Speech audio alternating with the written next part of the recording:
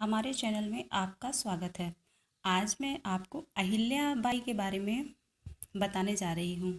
अहिल्या बाई का नाम इतिहास में बड़े ही सम्मान के साथ लिया जाता है। वह एक बहुत ही विदुषी महिला थी। उनका जन्म 21 मई 1725 में चौड़ी नामक ग्राम में हुआ था। उनकी माता का नाम सुशीला बाई शिंदे था तथा उनके पिता का नाम मानकोजी शिंदे था। अहिल्याबाई के पति का नाम खांडेराव होलकर था। खांडेराव होलकर बहुत ही रंगीन मिजाज के थे। उनका राज्य कार्य में मन नहीं लगता था। वह हमेशा रंग महल में नृत्य संगीत में लिप्त रहा करते थे। अहिल्याबाई के एक पुत्री और एक पुत्र था। अहिल्याबाई शिव भक्त थी।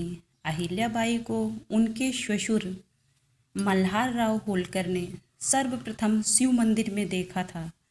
उनका स्वभाव देखकर उन्होंने अपने मन में यह सोच लिया था कि अपने अयोग्य पुत्र से हम इस योग्य कन्या का विवाह करवा देंगे तो शायद हमारा अयोग्य पुत्र भी इस कन्या के प्रभाव से, इसके साथ रहने से वह योग्य बन जाएगा। परंतु ऐसा कुछ भी नहीं हुआ। अहिल्याबाई होलकर के पुत्र का नाम माल्यराव होलकर था। अहिल्याबाई अपने ससुर के साथ ही अस्त्र शस्त्र चलाना और घुड़सवारी करना, बाकी सब राज्य नीति वगैरह उन्हीं से सीखी थी। अहिल्याबाई के जो ससुर थे वह खांडेराव होलकर पर अधिक विश्वास नहीं करते थे। वह अहिल्याबाई होलकर पर अधिक विश्वास करते थे। अहिल्याबाई होलकर वीर, साहसी और राजनीति में बहुत दक्ष महिला थी। वह अति शीघ्र कभी नहीं घबराती थी। समस्याओं का पूर्ण मूल्यांकन करके ही वह उनका समाधान ढूंढती थी।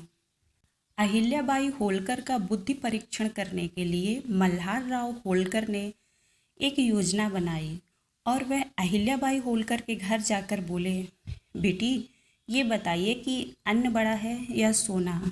अहिल्याबाई ने कहा, महाराज जी अन्न बड़ा है, सोना तो कभी बड़ा हो ही नहीं सकता, क्योंकि सोना तो सिर्फ सजावट के लिए होता है। अन्न तो जीवन के लिए होता है, जीवन रक्षक होता है। अन्न नहीं तो जीवन नहीं। इसलिए स्वर्ण चांदी का मूल्य बेहद महंगा है, परंतु अन्न सस्ता होकर भी जीवन रक्षक वस्तु है, इसलिए मैं अन्न को ज़्यादा महत्व देती हूँ। मल्हार राव होलकर अहिल्याबाई के प्रश्नों से बहुत खुश थे और उत्तरों से भी। उन्हें जरा भी विश्वास नहीं था कि 8 साल की यह बच्ची इतनी बुद्धिमान कैसे हो सकती है। उनकी बुद्धिमत्ता को परखने के बाद मल्हार राव होलकर ने जो रिश्ते में उनके ससुर होने वाले थे, उन्होंने अहिल्याबाई होलकर के पिताजी को विवाह प्रस्ताव भेजा। विवाह प्रस्ताव सुन के वह तो दंग रह गए कि हमारी पुत्री का विवाह एक राजघराने में होने वाला है। परंतु जो भी हो, वह बहुत प्रसन्न थे। सुशीलाबाई भी बहुत प्रसन्न थी। ऐसे करके विवाह मंजूर हो गया और विवाह कर अहिल्याबाई होलकर अपनी ससुराल चली आई, मल्हार राव होलकर के राजमहल। यहाँ आकर उसने तमाम तरह की राजनीतियाँ सीखी और तमाम तरह के अस्त्र शस्त्र चलाना सीखे, जो उसने पहले कभी देखे नहीं थे। वह भी यहाँ देखे और उन्हें सीखा। अहिल्याबाई होलकर की संगत पाकर भी खांडेराव होलकर नहीं सुधरे। वह वैसे ही रंग महल में नृत्य संगीत में बिजी रहते थे और वह अहिल्याबाई से उतना प्रेम भी नहीं करते थे। अहिल्याबाई के जीवन में वैवाहिक सुख ना के बराबर था। कुछ समय पश्चात अहिल्याबाई होलकर के पति खांडेराव होलकर की मृत्यु हो गई, क्योंकि वह मदिरापान अधिक करते थे। मृत्यु के पश्चात उनके ससुर ने राजकाज संभाला। पुत्र की मृत्यु के पश्चात वह काफ़ी चिंतित, दुर्बल और अस्वस्थ रहने लगे थे। एक समय ऐसा भी आया जब तमाम तरह के रोगों से ग्रस्त होकर मल्हार राव होलकर की भी मृत्यु हो गई। मल्हारराव होलकर के बाद अहिल्याबाई होलकर के पुत्र माल्यराव होलकर ने राजगद्दी संभाली। माल्यराव होलकर काफ़ी ठीक काम कर रहे थे, परंतु हुआ यूं कि एक समस्या के निरीक्षण के लिए वह राज्य का भ्रमण कर रहे थे।